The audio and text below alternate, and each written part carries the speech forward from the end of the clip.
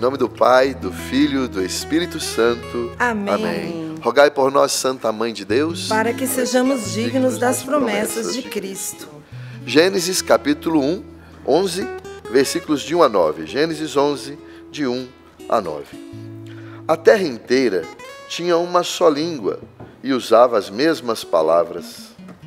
Ao migrarem do Oriente, os homens acharam uma planície na terra de Senar e ali se estabeleceram. Disseram uns aos outros: vamos fazer tijolos e cozê-los ao fogo. Utilizaram tijolos como pedras e betume como argamassa. E disseram: vamos construir para nós uma cidade e uma torre que chegue até o céu. Assim nós faremos um nome. Do contrário, seremos dispersados por toda a superfície da terra. Então o Senhor desceu para ver a cidade e a torre que os homens estavam construindo. E o Senhor disse: eles formam um só povo e todos falam a mesma língua. Isso é apenas o começo de seus empreendimentos. Agora, nada os impedirá de fazer o que se propuserem. Vamos descer ali e confundir a língua deles, de modo que não se entendam uns aos outros.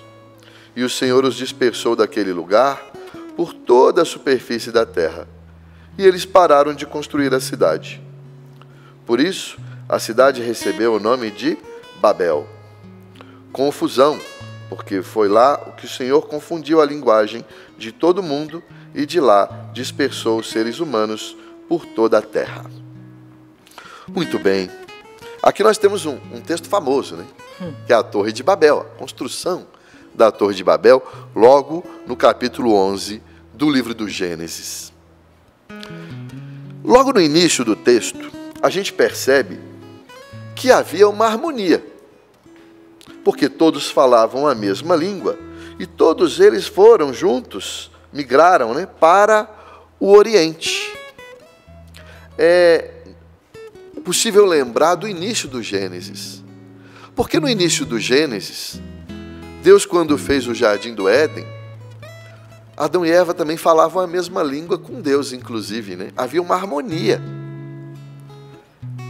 O texto lá em Gênesis diz, inclusive, que o jardim ficava no Oriente.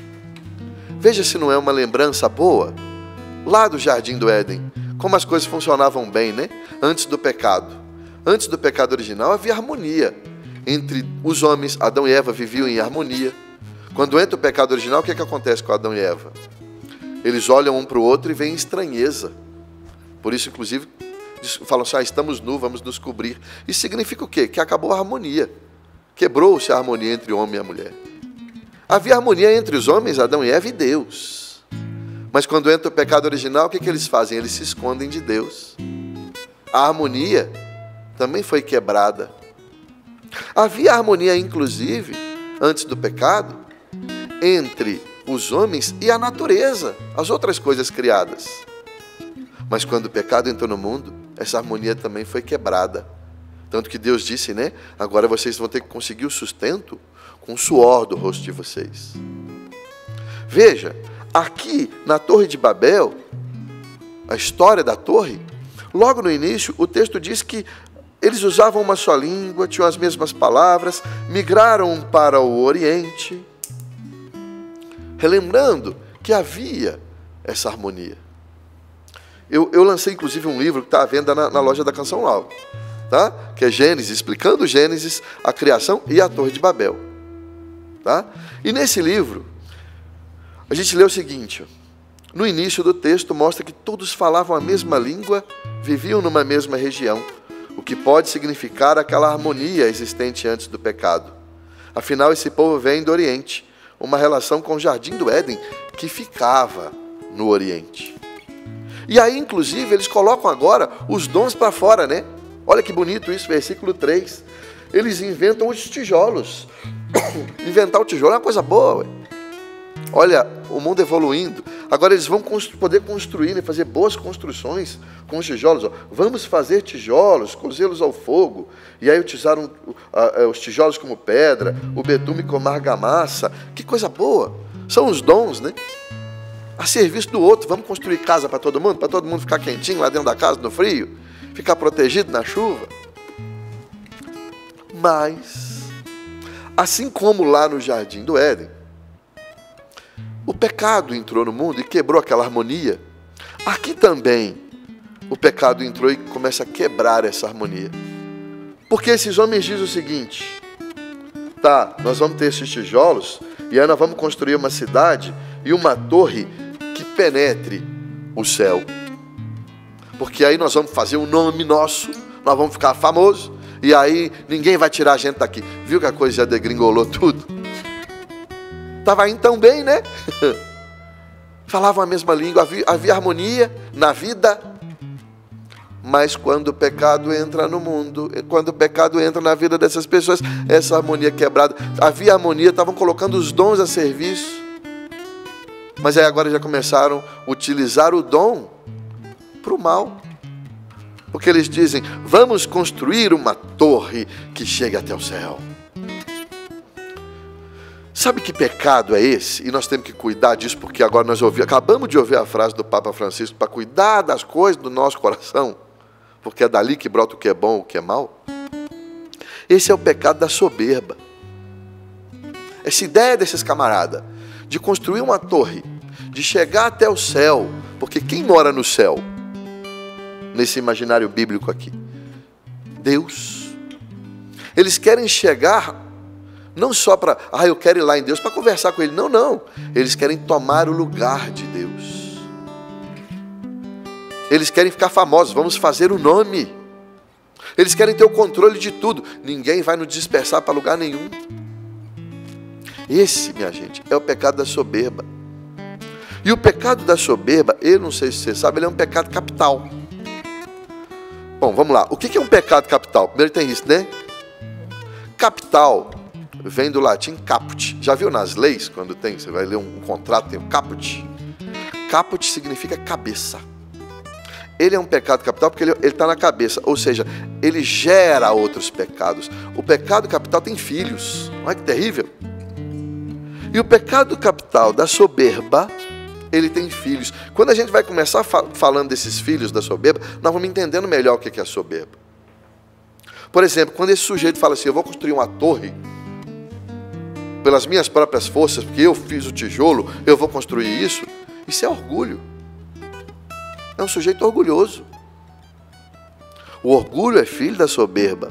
E nós precisamos combater isso. Quando esse sujeito constrói essa torre, ele está sendo arrogante. Também é filho da soberba. A arrogância. Eu sou bom, eu sou o melhor de todo mundo que tem aqui. Ninguém é melhor que eu, não preciso de ninguém. Isso a gente tem que tomar cuidado para não tomar conta da nossa vida, gente. No dia a dia. Se a gente não tomar conta, porque senão esses pecados filhos da soberba vão tomando conta da nossa vida. Por exemplo, no casamento. Será que você não está construindo uma torre no seu casamento? Quando você não dá o braço a torcer numa discussão? Ah, minha gente, olha, eu sou casado, eu sei como é que funciona. A discussão, às vezes, num casal, ela não acaba. Você já percebeu isso? Um fala um negócio, outro fala outro, outro fala outro, outro fala outro. Por quê? Ninguém dá o braço a torcer. Tem aquele negócio de a última palavra tem sempre que ser minha ou sua. Isso é terrível. Porque isso, a discussão não acaba e vai trazendo coisas lá de longe que já foram até superadas. E vai jogando de novo na discussão e vai reabrindo feridas. Isso é o demônio que faz isso, porque isso é um pecado capital.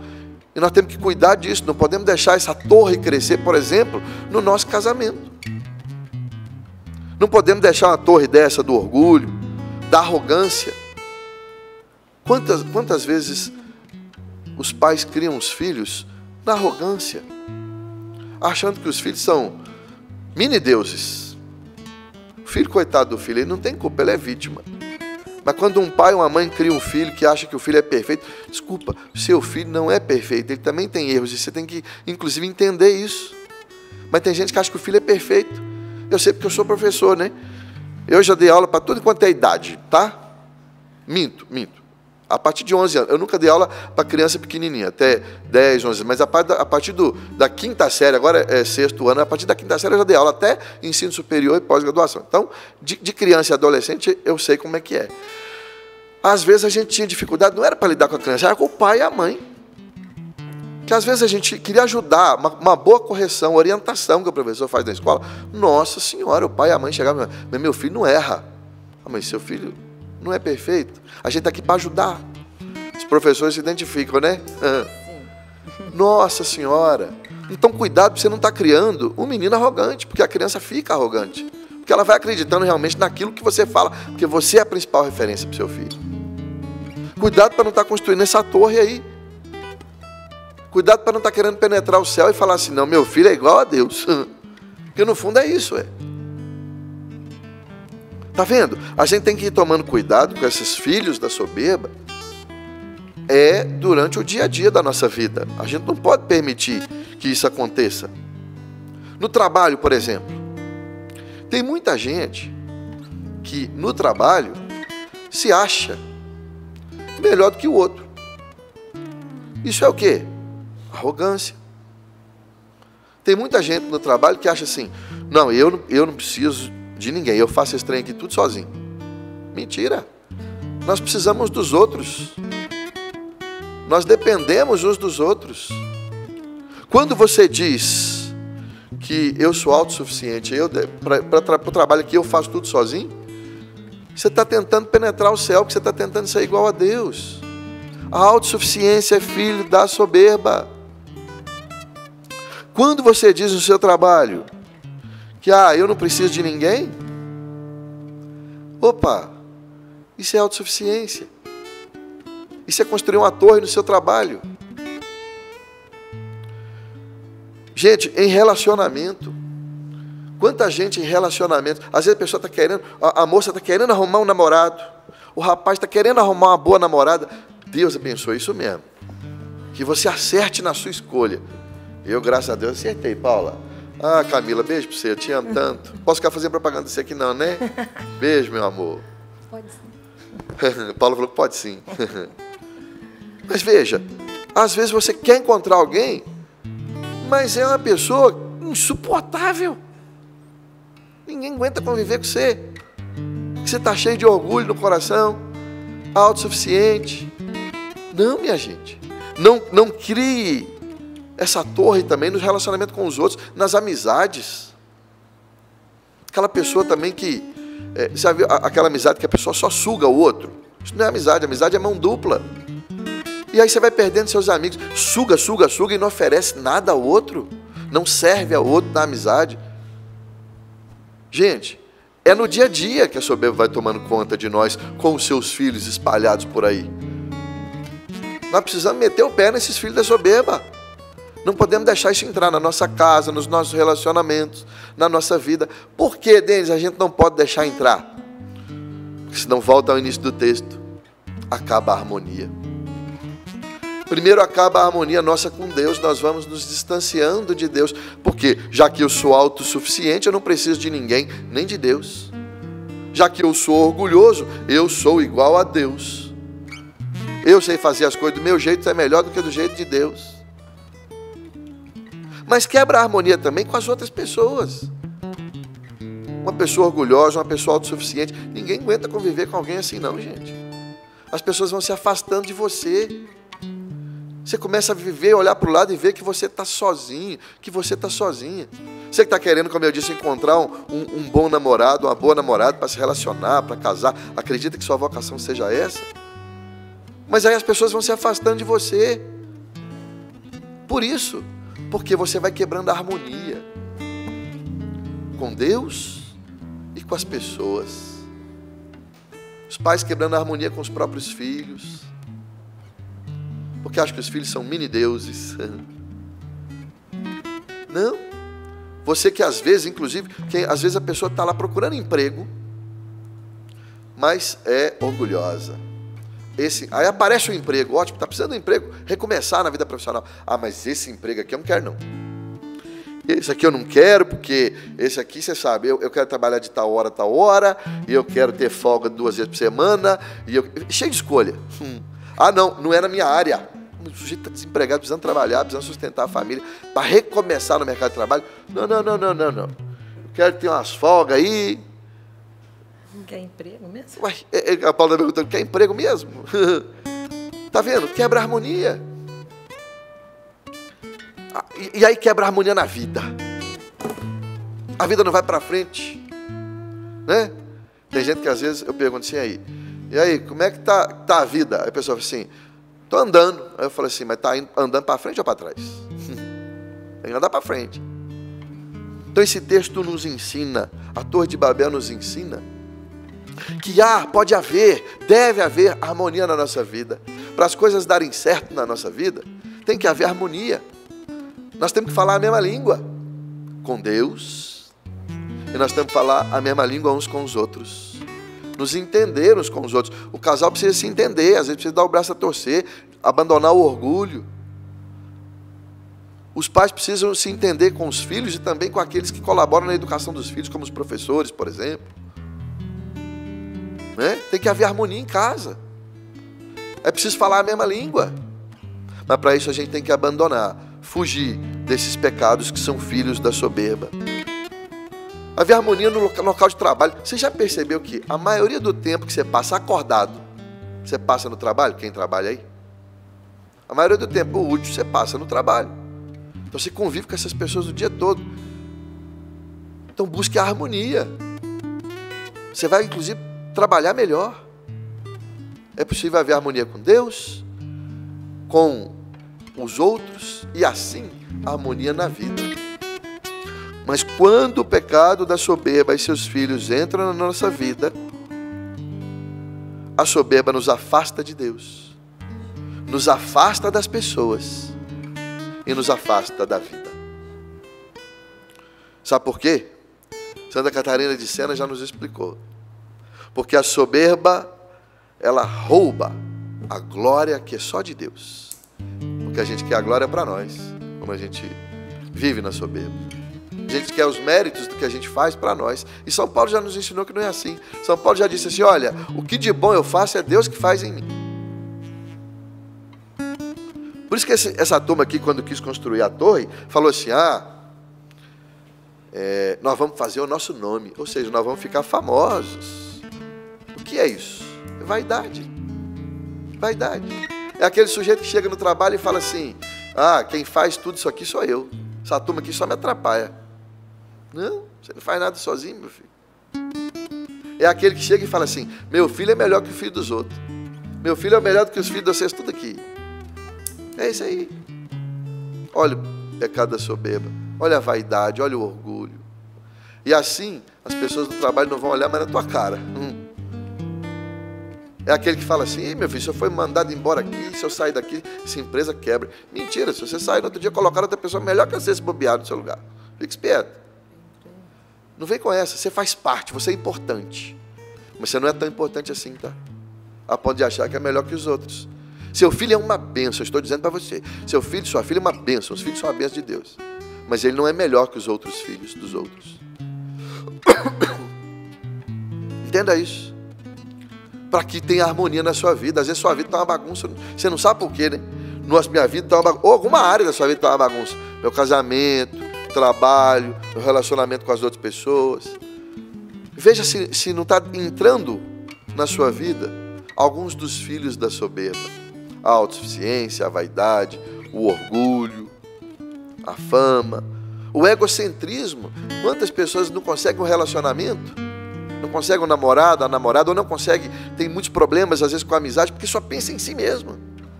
Não pensa no outro. A amizade é doação. Namoro, noivado, casamento é doação.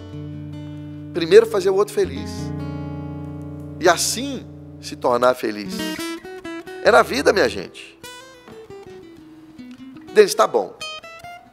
Você falou várias áreas aí, então talvez você acertou em alguma aqui. Como é que eu combato isso? Um ponto. Humildade. O pecado da soberba se combate com humildade. Não tem outro jeito. Inclusive a humildade É tão importante, porque a soberba é tão pesada e a humildade do seu lado, combatendo a soberba, é tão importante, que a humildade é conhecida como a raiz da santidade. A base da santidade. Uma vez, lembrei aqui, de uma situação, você vê que o sujeito está em harmonia com a vida, né? Não são as coisas externas que fazem a gente perder a harmonia. Uma vez, estava no hospital com a minha esposa fez tratamento oncológico, ela teve câncer de mama. E ela fez o tratamento, todo o tratamento, quem já passou por isso sabe, inúmeras cirurgias, quimioterapia, radioterapia, todo o tratamento. Graças a Deus hoje está bem, está fazendo a fase de acompanhamento, né? E uma vez nós estávamos no hospital, se não me engano, fazendo quimioterapia. Estava acompanhando ela. Ela bem debilitada, cansada, né? Puxado o tratamento, já na fase final, então o corpo já estava sentindo bem. E nós a gente descendo no elevador do hospital, entrou um senhor bem simpático, deu bom dia. E próximo ao elevador ficava uma cafeteria dentro do hospital. Subiu um cheiro de pão na chapa, delicioso.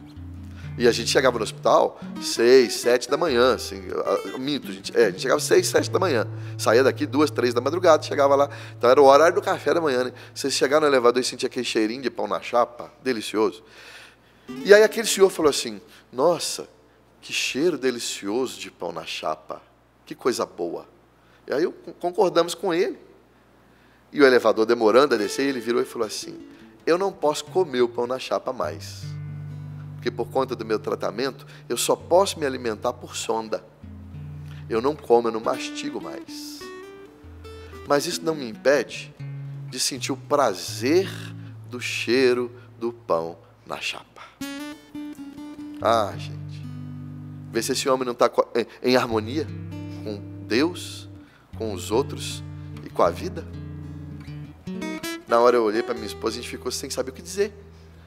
Tão surpreendido que nós ficamos. E ele saiu do elevador um andar antes, abriu a porta, desejou um bom dia para nós e saiu com um sorriso no rosto. Vê se isso não é humildade. Vê se isso não é estar em harmonia com Deus, com os irmãos e com a própria vida. Camila falou assim, Camila me conta, né, minha esposa, a partir dali eu mudei o jeito de enfrentar meu tratamento.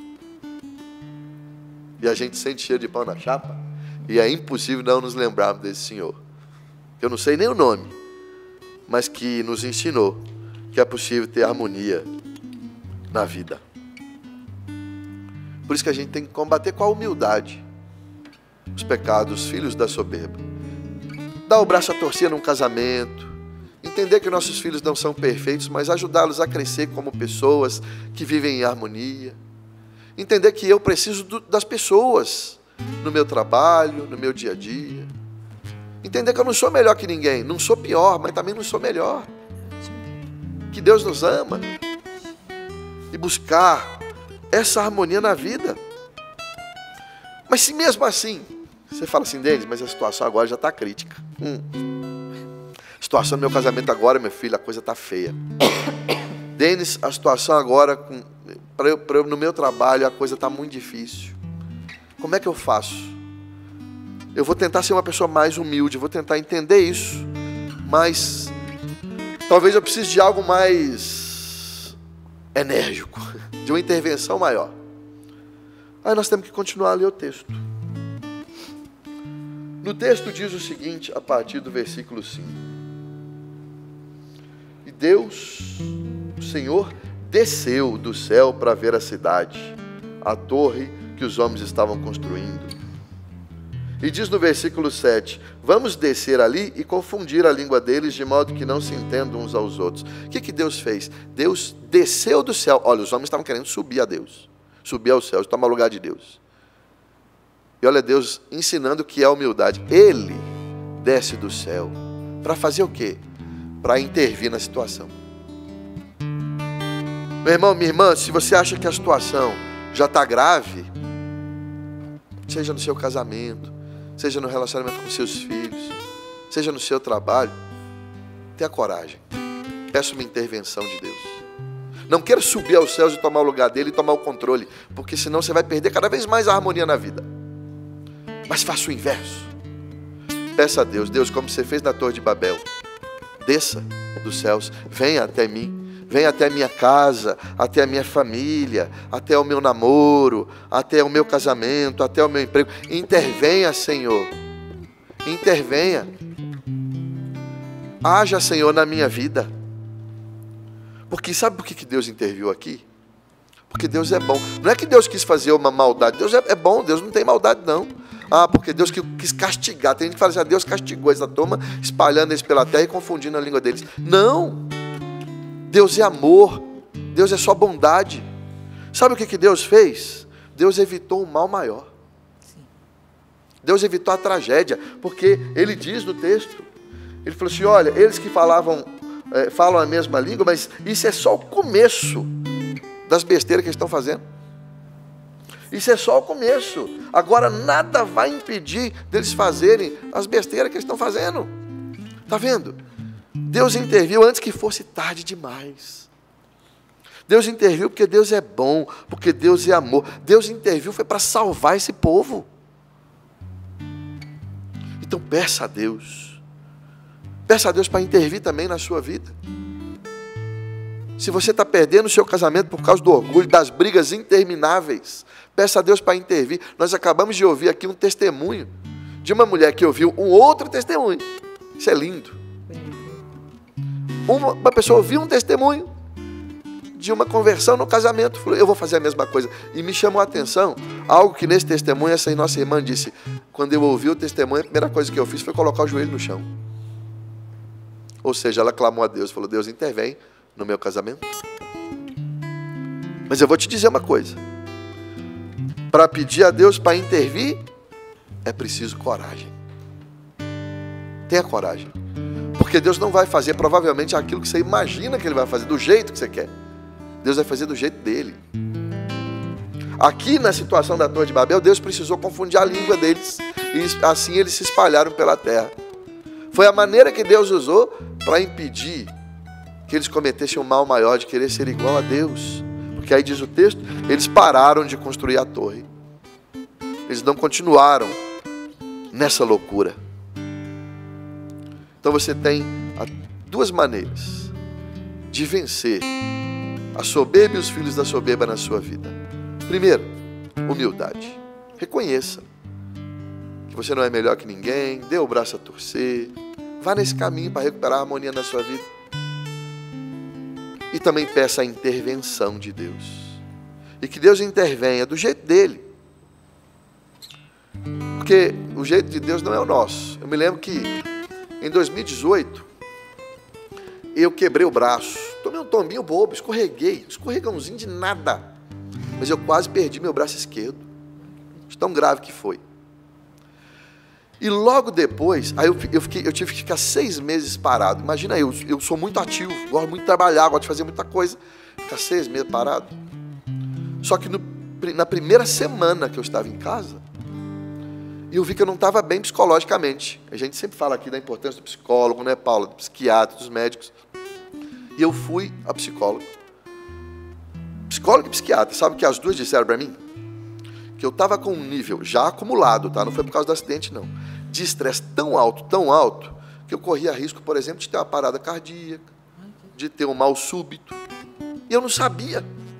Eu só fui saber porque eu tive que parar por causa do acidente do braço. Eu acredito, tá? Eu acredito que Deus usou do acidente do braço para me parar, para que não acontecesse um mal maior, que era a minha vida aí, dessa para melhor. Tá vendo? Deus interviu. Deus interviu. As pessoas que eram próximas de mim sabiam que eu estava assim, mas eu não admitia. Olha o meu orgulho. Olha a minha autossuficiência. Eu me lembro do meu irmão mais velho falando: você precisa ir ao médico, você não está bem, você está muito estressado. A Camila, claro, minha esposa, eu acredito até que foram as orações dela, pedindo a Deus para intervir. E Deus usou de um acidente no braço, que eu quase perco o braço. mas para me manter vivo, para que não acontecesse um mal maior. Está vendo o que eu estou explicando para você? Da intervenção de Deus? Por isso que tudo que nos acontece, nós temos que ter um olhar espiritual sobre as coisas. Por quê? Diz o Catecismo da Igreja Católica: a providência de Deus rege toda a nossa vida, mesmo nas situações que de início a gente não entende. Hoje, alguns anos depois, eu consigo enxergar isso. Mas na hora, você acha que eu conseguia? Não. Eu falei, meu Deus, além da dor no braço, agora tem as questões psicológicas, o estresse. Veja, é Deus agindo. É Deus impedindo um mal maior. É Deus me mantendo na vida. Que maravilha. Hoje eu só posso agradecer a Deus por aquele escorregão que eu tomei. Eu passo nessa rampa lá de vez em quando, e eu olho para cá, e toda vez que eu passo naquela rampa, com cuidado agora para não cair, toda vez que eu passo eu falo, bendito seja Deus. Bendito seja Deus, por tudo que acontece na vida da gente. E para terminar a nossa meditação da palavra, você tem então a humildade para combater a soberba. Você tem o pedido da intervenção divina para que Deus intervenha e tire os filhos da soberba da sua vida. Mas também você conte com ela. Ela que é a rainha da humildade, a Virgem Maria. Mês de maio, minha gente. Ela que diante de Deus, diante do anjo, quando Deus a chamou, ela disse, eis aqui a escrava do Senhor. Quer mais humildade que essa?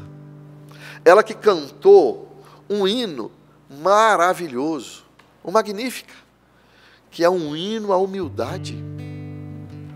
Eu não sei se você sabe, o Magnífica é uma poderosa oração.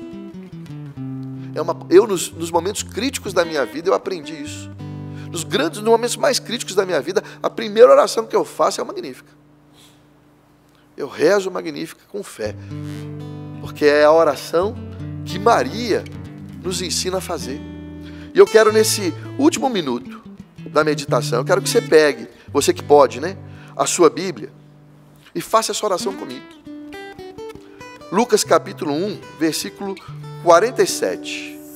Evangelho de São Lucas, capítulo 1, 47. E crie o hábito, especialmente nesse mês de maio, de rezar o Magnífica, porque esta é, digo para você, uma poderosa oração. Esta oração exorciza o mal, a soberba e os filhos da soberba da nossa vida. Porque nós estamos aprendendo com ela, que é a mestra da humildade, Nossa Senhora. Vamos rezar. A minha alma engrandece o Senhor, e meu espírito se alegra em Deus, meu Salvador, porque Ele olhou para a humildade de sua serva. Todas as gerações, de agora em diante, me chamarão feliz, porque o Poderoso fez para mim coisas grandiosas. O seu nome é santo, e sua misericórdia se estende de geração em geração sobre aqueles que o temem. Ele mostrou a força de seu braço, dispersou os que têm planos orgulhosos no coração, derrubou os poderosos de seus tronos e exaltou os humildes, encheu de bens os famintos e mandou embora os ricos de mãos vazias. Acolheu Israel, seu servo, lembrando de sua misericórdia, conforme prometera a nossos pais, em favor de Abraão e de sua descendência para sempre. Amém.